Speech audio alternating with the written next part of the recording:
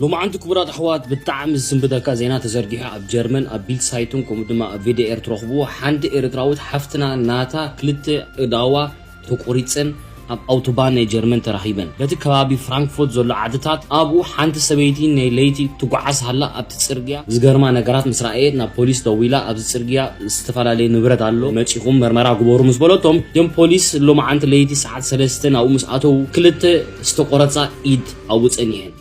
سلام زخبركم سمعتنا لمون كم تلمود بحدا حدش حبريتا أنا تمليسناكم مسنا لنا باركس كبرات سمعتنا لو مقعنا بكم قريبنا زلنا مدب بتعمى أزجو محزن زخونا حبريتا كاب هاجر جرمن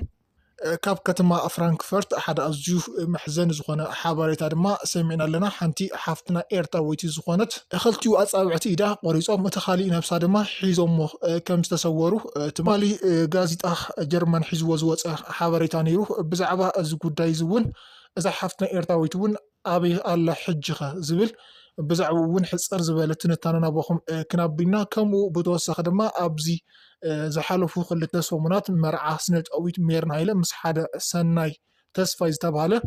كاب هاجر نرويز مس إيرتراوي مرعى سنسرعات ويقعنا قولات مكتون زجبرت قوينا أبز حج سعد دما زوج وزلوا حبرتها بحرتها مرعاهم دما سبأي سنت أويت ميرن هايلا سناي حدارو كجدف خمسة يخل أب هاجر نروي حدار كم زلوا حدارو يجدف خمسة يخل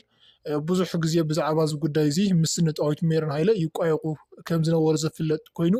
ሎም ከዓ ካብ ስነጣዊት ሜረን ሃይለ ድማ ዝተሰምዐ ሓደ ዘረባ ኣሎ ንሱ እውን ናባኹም ክነመሓላልፍ ኢና ሓቢርኩና ፅንሑ ሰናይ ምክትታል ሰዓት ሰለስተን ኣብኡ ምስ ኣተው ክልተ ዝተቆረፃ ኢድ ኣውፅን እየን ሕጂ በቲ ፊንገር ኣብድሩግ መርመራ ምስ ገበሩ ሓንቲ ብኣሲሉ ተመዝጊባ ዝነበረት ማለት ሸዓብቲ ግዜ ፊንገር ኣብድሩግ ዝሃበት ኤርትራዊት ሓፍትና ናታ ኮይኑ ፀኒዩ ስለዚ እቲዮም ሞርት ኮሚስዮን ዝበሃል ናይ ጀርመን ኣብ ቅትለት ዝሰርሑ ፕሮፌሽናል እዚ ነገር ኣብ ኢዶም ኣትይዶ እዚ ከይስ ኤክሲደንት ኣብ ፅርግያ ማኪና መስ ማኪና ጋራጫ ያ ሞይታ እዚኣ ሓፍትና ከምኡ ዓይነት ጥርጣረ የለን እዚ ገሌ ክሪሚናል ክኸውን ኣለዎ ሽዑ ብድሕሪኡ ሃማን ሙሉ ኣውቶባን ኩሉ እቲ ሃይዌይ ተዓፅዩ ንብዙሕ ሰዓታት ኩሉ ተመርሚሩ ፎየርቨር መፅኦም ፖሊስ ዝተፈላለዩ መፅኦም ኣብቲ ከባቢ ዘሎ በረኻ ሃማን ኩሉ መርሚሮሞ ምናልባሽ ካልእ ኣካላት ናይታ ሰበይቲ ኣብኡ ተፀኒሑ ግን ወላ ሓንቲ ክርከበ ኣይከኣለን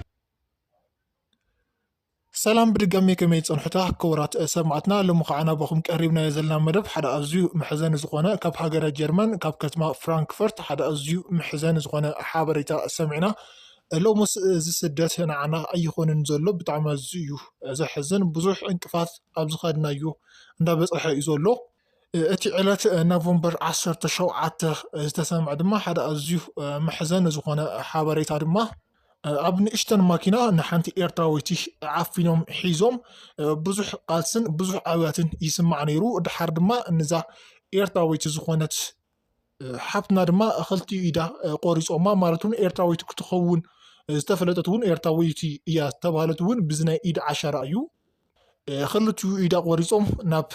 تي سرقا يدبريوه دحر دما أبتي خابي تنبر زنبرت حنتي جرمناويت دما እዚ ኣውያትን ጭቅጭቅን ትሰምዕ ስለ ዝነበረት ድማ ኣነ ፖሊስ ጀርመን ትሕብር ፖሊስ ጀርመን እውን ትማሊ ትሒዙ ንካቢ 4 ሰዓታት ዝኣክል እቲ ከባቢ ሰፊሕ ዝኾነ ክትትልን ምእላሽን ዋላ ዝገበረ እንተኾነ ኮይኑ ግን እቲ ዝረኸቦ ሓበሬታ ብቻ እታ ናይተን ኤርትራዊት ዝኾነት ኣጻብዕታ እተን ክልተ ኣጻብዕታ ተኻሊእ ነብሳ እውን ብዙሕ ኣለሻ ገይሩ ነይሩ ምክንያቱ ድማ ምስ ማኪና ተጋጫዶ ክልቲኡ ኢዳ ብዝተሪፉ ተኻሊእ ነብሳ ከዓ نبت أدخلت زلوا بوته رحيق يخون بزبل سفح زخونة تخاب دما أدخلت زوزحو سلاز نبرة سفح زخونة مقلاش ولا أنت جبرة كوين جن بزيكا أتن عصابعتا إذن خلت عصابعتا إيدا مالتيو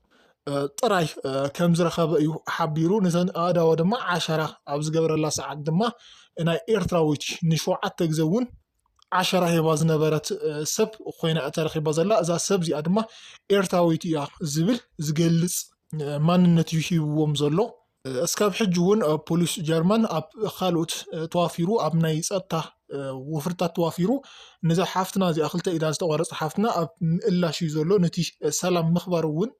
ፅባሕ ንጎ ኣብ ካልኦት ከይበፅሕ ብዝብል እውን ኣብ ሰፊሕ ዝኾነ ምእላሽ ከም ዘለና ክንሕብረልኩም ንፈቲ እዛ ብዓሸራ ቸክ ተገይራ ኤርትራዊት ዝብል ማንነት ዝተዋሃበት ሰብ እውን ጓል ካሊቲ ዜጋ እውን ክትኸውድ ከም ትኽእል እውን ሓደሽቲ ዝወፁ ሓበሬታት የመላኽቱ። ምክንያቱ እቶም ካብ ካልኦት ዜጋታት ካብ ካልኦት ሃገራት ዝመፁ እውን ኤርትራ ኢና እንዳበሉ ተቐባላይነት ስለ ዝረኽቡ ኤርትራዊት ዝበለት ጓል ካሊቲ ዜጋ ምዃና እውን ክትኸውን ከም ትኽእል እውን እንዳተሓበረ እዩ ዘሎ ክቡራት ሰማዕትና። ብዛዕባ ናይዛ ሓፍትና እዚኣ ሓድሽ ነገር እንተሎ ብቕልጡፍ ናባኹም ክናስምዕ ኢና። ብቐፃሊ መደብ ትንሰገር ድማ ብዛዕባ ስነ-ጥበባዊት ሜሮን ሃይለን ከምኡ እውን ብዛዕባ ሰናይ ተስፋይ ዝተባሃለ ኤርትራዊ ዝኾነ ካብ ሃገረ ኖርዌይ ዝመፀ ኣብ ዝሓለፉ ክልተ ሰሙናት ሓደ ኣዝዩ ፅቡቕ ዝኾነ ስነ ስርዓት መርዓ ናይዞም ክልተ ኣሓትና ዝተዓዘብና እንትንኸውን ኣብቲ ሽዑ ሰዓት እውን ብዙሕ ፀርፍታት ብዙሕ ወቐሳት ኣብ ልዕሊ ስነ-ጥበባዊት ሜሮን ሃይለ ክነብሩ ፀኒሖም እዮም። ንሱ ከዓ እቲ ሰብኣይ ሰናይ ዝተባሃለ ሰብ ካብ ሃገረ ኖርዌይ ዝመፀ ሰብ ኣብ ሃገረ ኖርዌይ ፅቡቕ ዝኾነ ሓዳር ከም ዘለዎ ቅድሚ 5 ወርሒ እኳ ቅድሚ ናብቲ መርዓ ስነ ስርዓት ምስ ስነ-ጥበባዊት ሜሮን ቅድሚ ምግባር እውን ሓንቲ ኢላርያስ ትበሃል ህፃን ቆልዓ ጥምቀት ከም ዘሕለፈ እዩ ዝሕበር። ስለዚ ፅቡቕ ዝኾነ ሓዳር ከም ዝነበሮ ውላድ እውን ብቲ ሓዳር እውን ውላድ ከም ዘፍረየ እዩ ዝሕበር። እዚ ምስ ዝገብር ሰብያ ስነ-ጥበባዊት ሜሮን ሃይለ ድማ ጥምቀት ጓላ ዝገበረት ከምኡ ብተወሳኺ ብስፔሻሊስት እንዳበለት ትገልፆ ዝነበረት እታ ናይ ዕለት መዓልታ ድማ ሓዳር ከም ዝገበሩ እያ ትገልጽ ነይራ። ስለዚ ብዙሕ ሰብ ድማ ብዛ ልዒሉ ብዙሕ ወቀሳ ኣብ ልዕሊ ስነ-ጥበባዊት ሜሮን ሃይለ ካንብር ፀኒሑ እዩ። ምክንያቱ በዓል ሓዳር ስለ ዝኾነ ከምዚ ዓይነት ፕሮግራም እውን ክትገብሪ ኣይነበረክን፣ ፎቶስ ናብ ስክሪን ክተውፅዩ ኣይነበረክን፣ እስካብ እናተሰዓዓምካ እናተካየስካስ እታ ሰበይቱ እንታይ ይስምዓ፣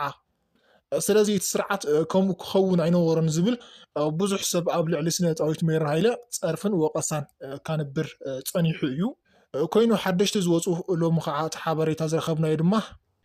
እቲ ሰብኣይ ድማ ነታ በዓልቲ ሓዳሩ ልክዕ ከምቲ ማንም ሰብ ዝገብሮ ተወሽሙ ከም ዝወለደላ ዳ እምበር ሓዳር ክገብረላ ከም ዘይኽእል ሓዳር እውን ካብ ፍርስን ክብትንን ከም ዘይደሊ እዩ ሓቢርዋ ዘሎ። ብዚ ጉዳይ እዚ እንዳልዕሉ እውን ንብዙሕ ግዜ ይቋየቁ ነይሮም እዮም። ማለት እውን ኣብቲ ፈላማይ ርክቦም ሓዳር ክገብረላ ከም ዝነበረ ስምምዖም እያ ብስነ-ጥበባዊት ሜሮን ሃይለ ዝዝረብ ዝነበረ። ኣብዚ ሕጂ ግን ድሕሪ ምውላዱ ወይ ከዓ ድሕሪ ጥምቀቶም ድማ ሓዳሩ ክገድፍ ከም ዘይብሉ ንስነ-ጥበባዊት ሜሮን ሃይለ እውን ከም ማንም ሰብ ተወሽሙ ሓዳር ውላድ ዝወልደላ ከምኡ ከም ዝወለደላ ዳ እምበር ሓዳር ክገብረላ ከም ዘይኽእል ሓዳር እውን ካብ ፍርስ ከም ዘይኽእል እዩ ተሓቢሩ ዘሎ። ነዚ ብዙሕ ግዜ ካብ ቋየቆም ዝነበረ ጉዳይ እውን ብስነ-ጥበባዊት ሜሮን ሃይለ እውን ሕጂ ዝተሰምዐ ሓበሬታ ድማ እንኳዕ ወለድኩ ዳ እምበር ፀገም ዘለዎ ይኾነ ዝብል ምላሽ ድማ ሕጂ ከም ዘስምዐት እዩ እንዳተሓበረ ዘሎ። ውላድ እውን ንመጀመርያ ግዜ ውላድ ኣይኮነን፣ ወዲ 17 ዕድሚኡ ዝኸውን ውላድ ከም ዘለዋ እዩ። እዛ ቅድሚ 2 ሰሙን ዝወልደታ ድማ ካልአይቲ ጓላ ካልአይቲ ውላዳ ምዃና እዩ ዝፍለጥ። ስለዚ ክቡራት ሰማዕትና ሎሚ ነበርና መደብ እዚ መስል ነይሩ። ኣብ ቀፃሊ ብካልኦት ይራኸበና።